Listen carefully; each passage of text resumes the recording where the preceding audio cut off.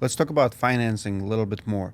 How many options do homeowner have? How easy or hard it is to finance a solar, and why everybody's financing it? And talk to me about hidden fees that some solar sales guys are using, because I've seen it and I don't think it's legal, but people get away with it when they don't disclose how much they getting paid. And is it illegal to pay a sales commission essentially from, I mean, to hide it in a finance cost? How Yeah, does it work in the back end and legality of a financing? for sure. So great question. The reason that financing is so viable is because generally when people don't have a lot of money, they still always pay their power bill, Of right? course. So the banks nationwide have an extremely low default rate, meaning a customer fails to pay their solar loan bill.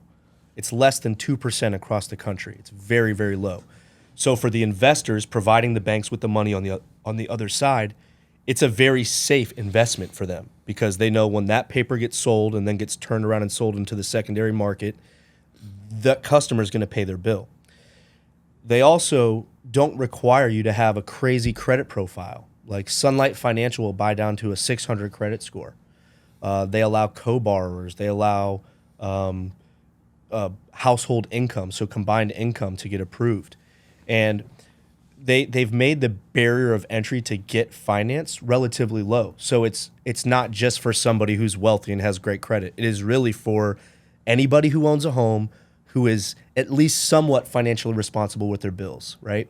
They don't look at DTI, debt to income ratio.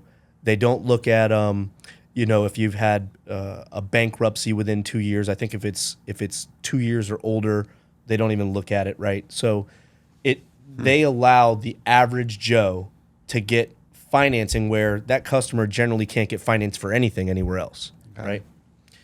On the fee side, so the banks charge the contractors a fee. That has to be disclosed in our contract. We got to show them what the bank fees. It's a financing fee, right? So if you want to go forward with the absolute best product, the longest term with the lowest interest rate, it's going to have the highest fee.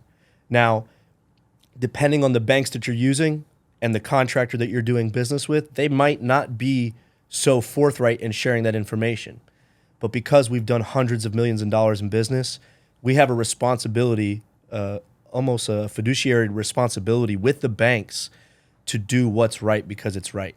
Not only are we lending out millions of dollars in business every month, but we're also getting audited every quarter by the bank. So the bank audits all of our projects. They all get reviewed to make sure that we're following banking laws and regulations. Are there some bad apples out there? Absolutely. But when you look at the grand scheme of it, even if there's call it a 25% to a 35% fee, if you can make it to where their payment is less than their current cost of power, Sure. it's a no-brainer for the customer because they're already going to pay that money anyway, right? They're already going to give that money to the power company. So instead of renting the power from the utility company, you now become an owner, right? It's that owner versus renting mentality. Now I own the solar on my roof. I'm protected against the rising cost of electricity. And as long as I don't increase my energy usage by, like, maybe my son moved home from college and him and his girlfriend moved in and now they're using all my bath water, whatever, right?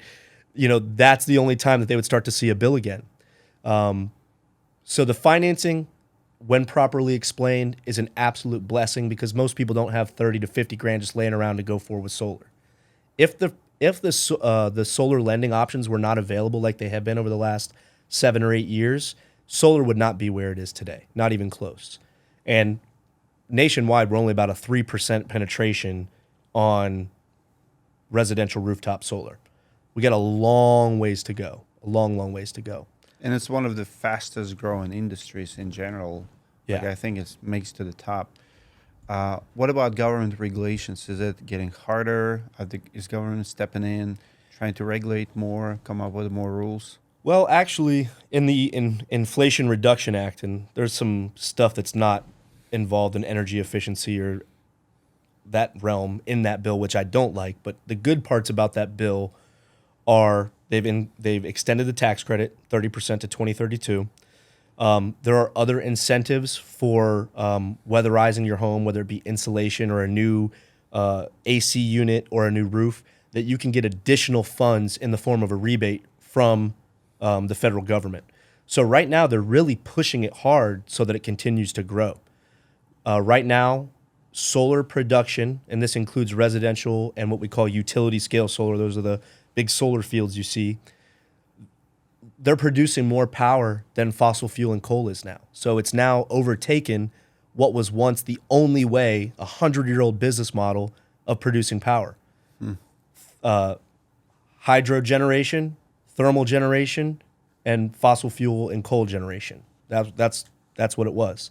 Now you have wind, you have solar, and you have water, all creating energy much more efficiently, much more less expensive. Love it.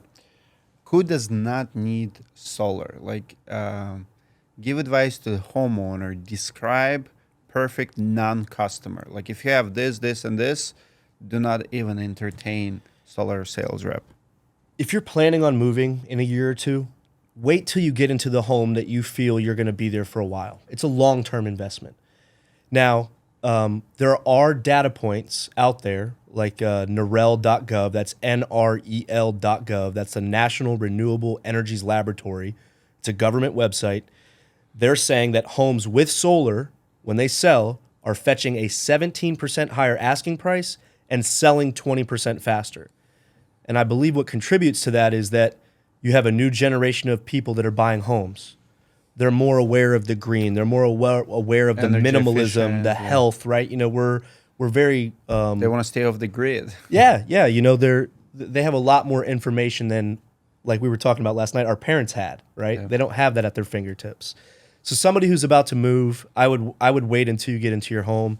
Not to say that you couldn't recoup your investment, but it would just be a headache, right? You're not going to make a bunch of money off the sale of your solar. You might break even. You might make a couple $1,000. But the reality is it's a long-term investment. If your home is covered in trees, we're trying, and not everybody believes in this, right?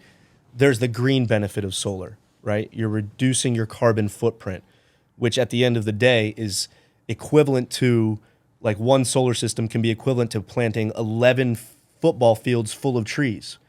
So I almost look at it as like counterproductive to come in and chop down all these trees just so I can put solar on your home.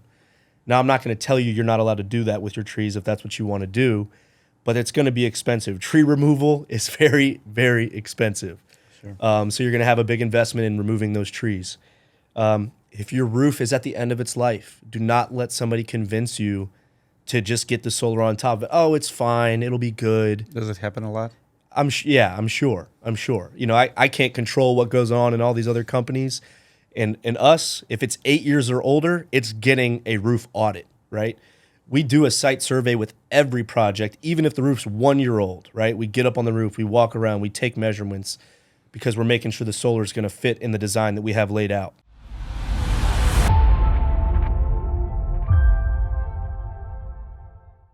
Which at the end of the day is equivalent to, like, one solar system can be equivalent to planting 11 football fields full of trees. So I almost look at it as like counterproductive to come in and chop down all these trees just so I can put solar on your home. Now, I'm not going to tell you you're not allowed to do that with your trees if that's what you want to do, but it's going to be expensive. Tree removal is very, very expensive. Sure. So you're going to have a big investment in removing those trees. If your roof is at the end of its life, do not let somebody convince you to just get the solar on top of it. Oh, it's fine. It'll be good. Does it happen a lot? I'm sure. You know, I can't control what goes on in all these other companies. And us, if it's 8 years or older, it's getting a roof audit, right? We do a site survey with every project, even if the roof's 1 year old, right? We get up on the roof, we walk around, we take measurements because we're making sure the solar is going to fit in the design that we have laid out.